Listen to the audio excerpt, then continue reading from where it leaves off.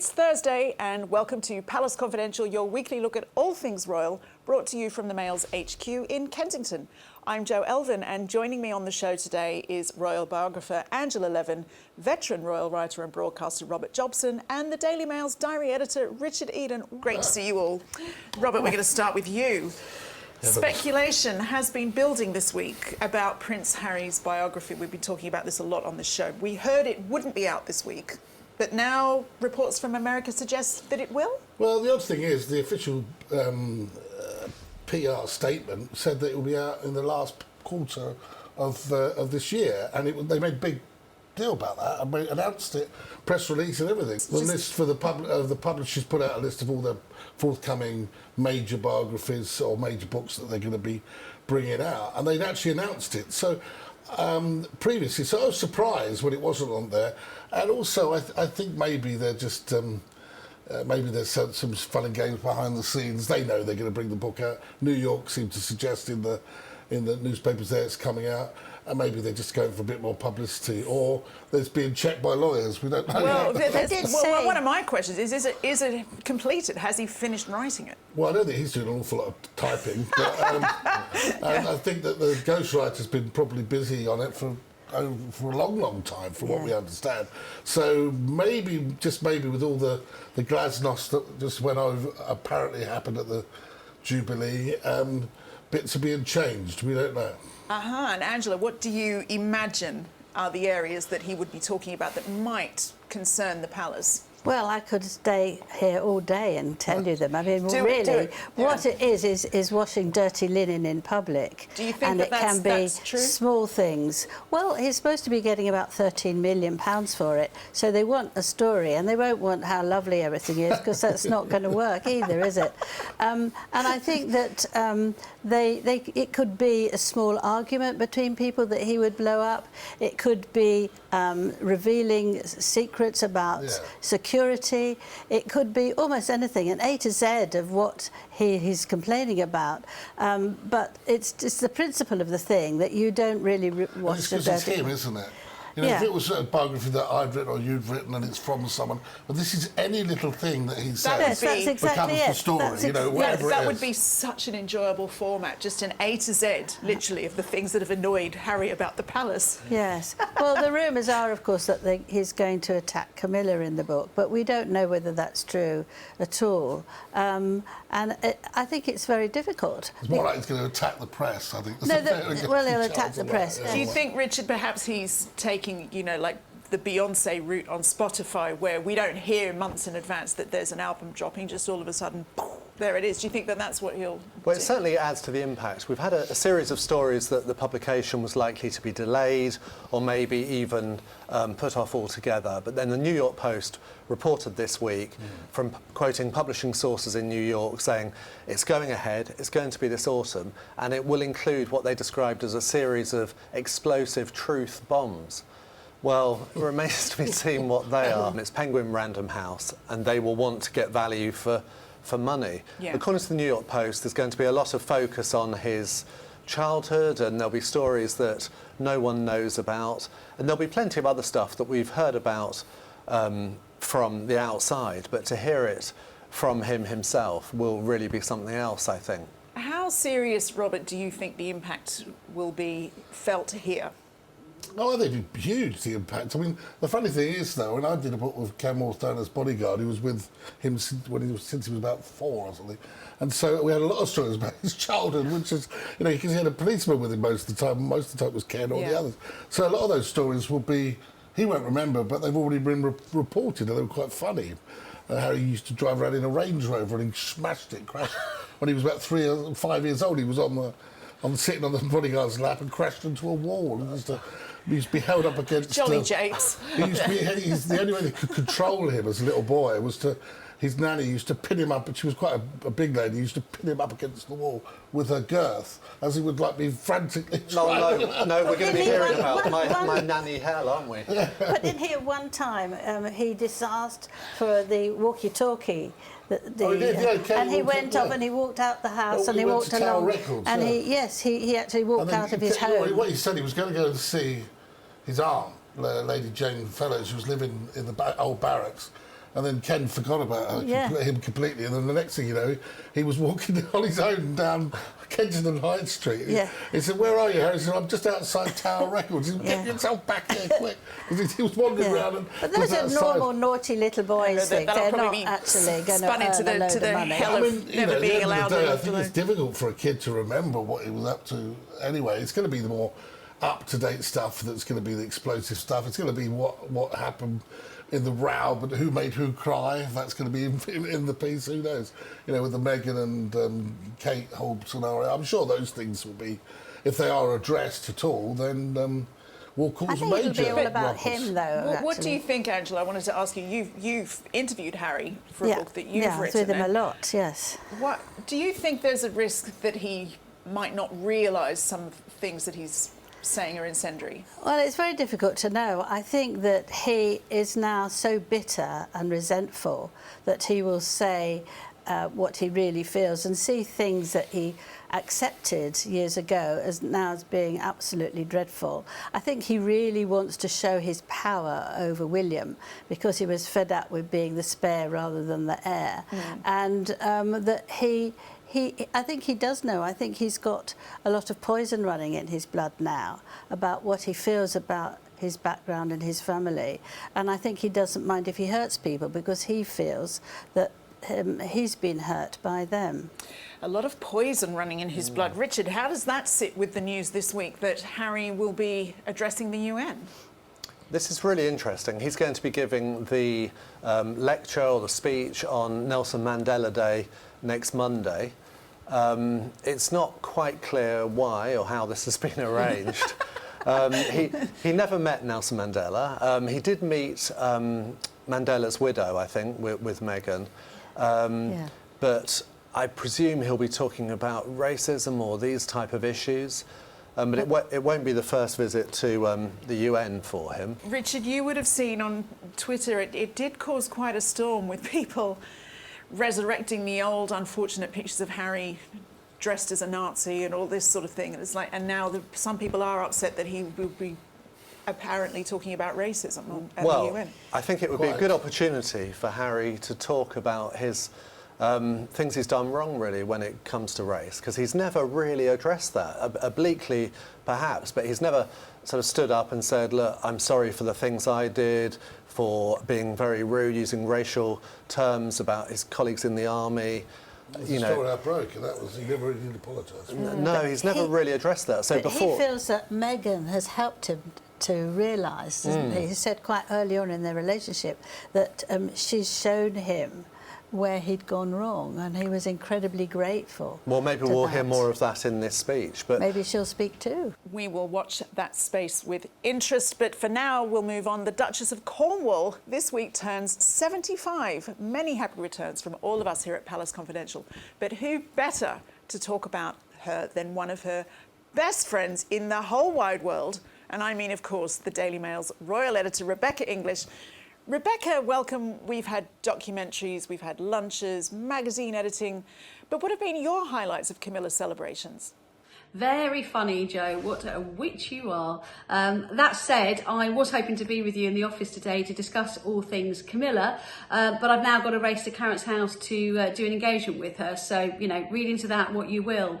And on the subject of Camilla and her 75th birthday, anyone who's got an interest in the Duchess of Cornwall or the royal family in general, I would really advise you to have a look at our mailplus.co.uk website on Friday afternoon and grab a copy of Saturday's Daily Mail. I'm planning something very special around her 75th birthday. I can't give too much away at the moment, but I think it'll be of great interest to royal watchers.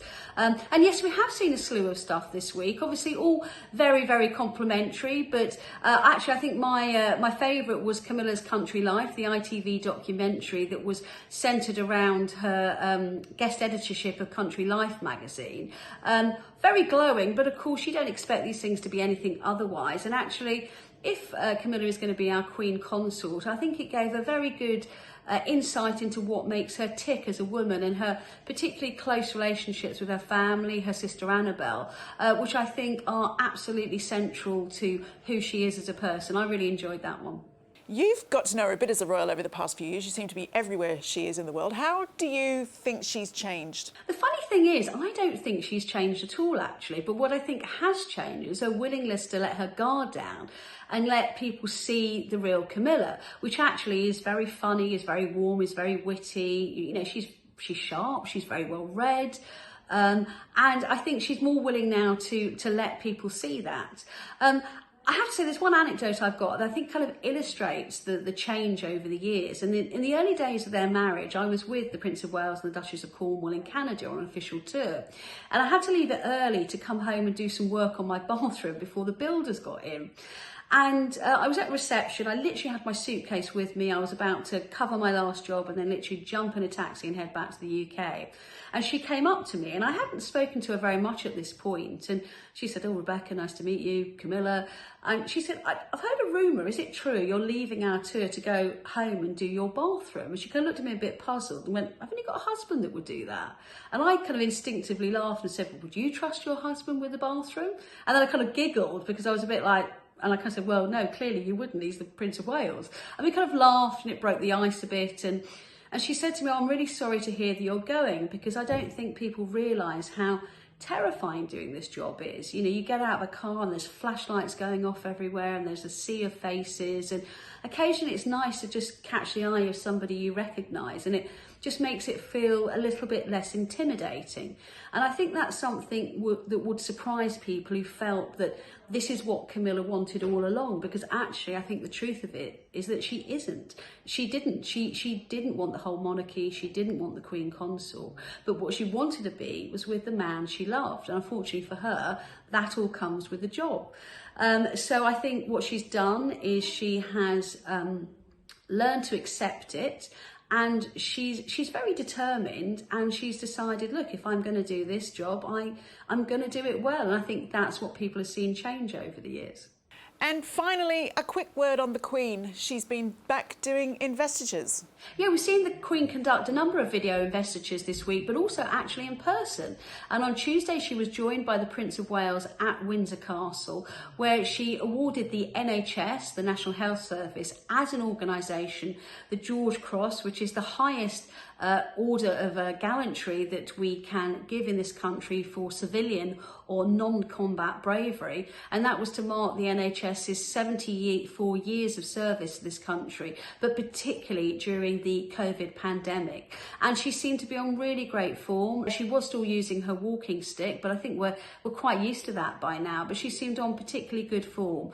We've got nothing forward-facing like that in the diary for a bit, but that's not to say we won't see her again before she heads off to Balmoral for the summer.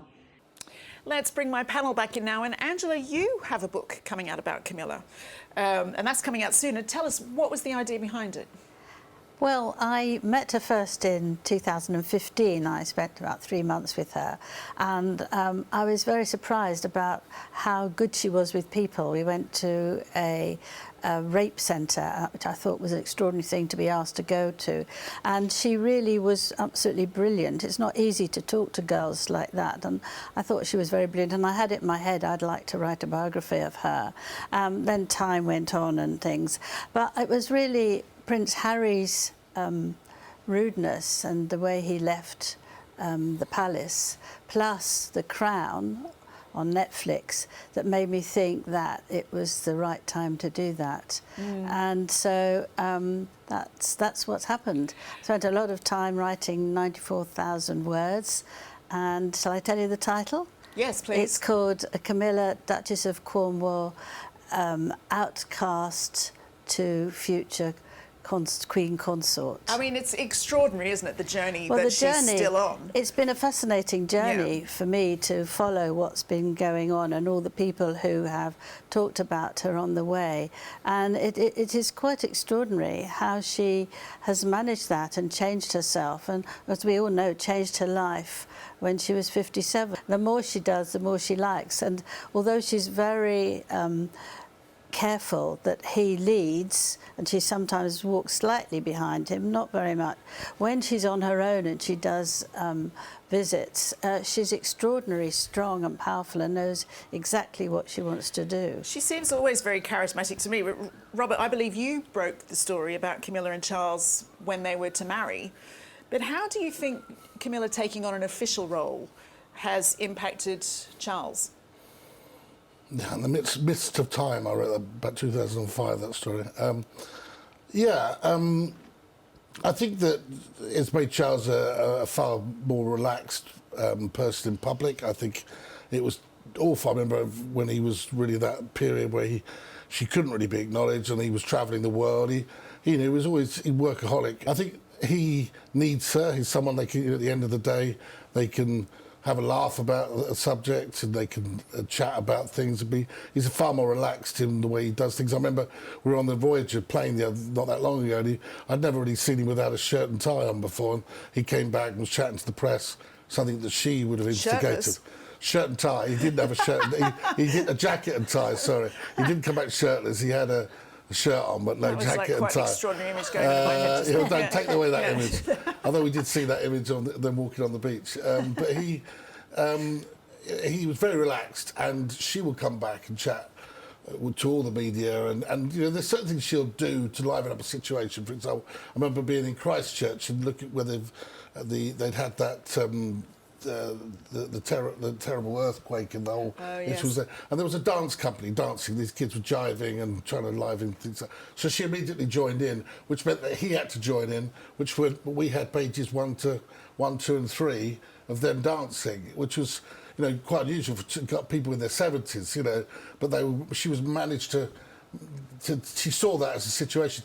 Another time we were on a job in Australia, I think it was, and this guy we were just sharpening, he was showing how to sharpen the knives. So she picked up one and started going like that to him. And so it was a great snap. And so she's very, very aware that the media are there for a reason. She's picked subjects that aren't going to make her the queen of people's hearts or the queen of hearts. They are very, very tough issues, domestic violence and rape and all of these, going into prisons to try and promote people to read, to, you know, education there, reading. All of these things aren't necessarily, you know, very... going to win over people necessarily, but she takes them very seriously and does a very good job from what I've seen. She's, you know, I think she's done a terrific job. Yeah.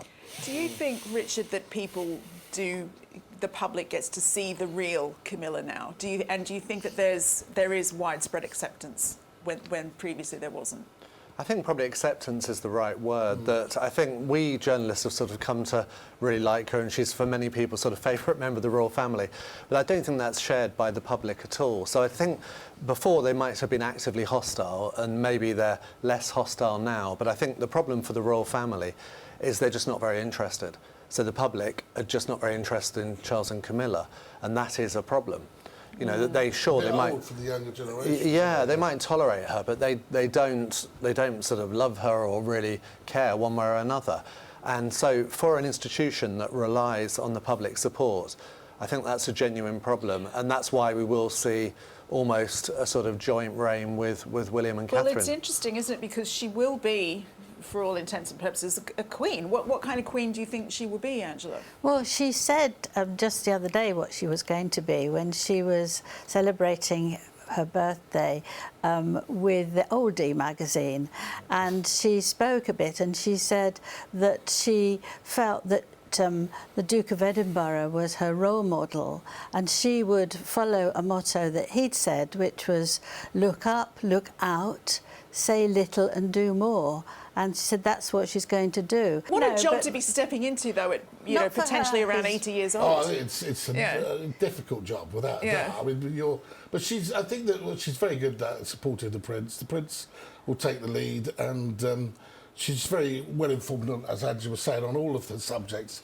and she's very careful not to stray beyond them. Yes. I think that's what she's good at. She's focused.